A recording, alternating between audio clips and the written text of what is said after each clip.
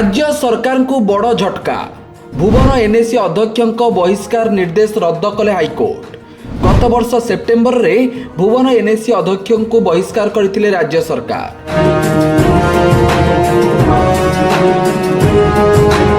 ढेंकानाल जिला भुवन विज्ञापित अंचल परिषद अध्यक्ष शुभेन्दु कुमार साहू को ओडिशा हाइकोर्ट बड़ आश्वस्ति मिली। तांको पदवीरू बहिष्कार करने को राज्य सरकार जारी करिथिबा नोटिफिकेशन को कोर्ट बेआईन घोषणा करी रद्द करिसेंती।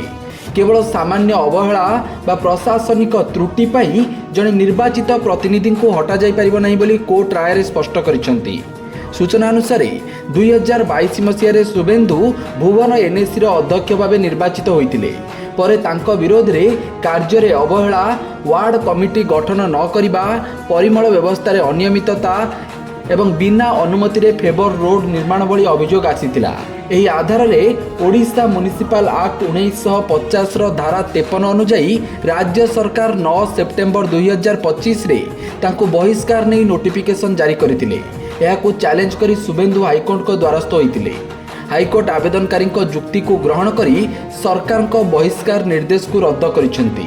एहा सह शुभेन्दुଙ୍କ ପାଇଁ पुनर्बार अध्यक्ष पदवी रे कार्य करिवार पथ परिष्कार होइछि।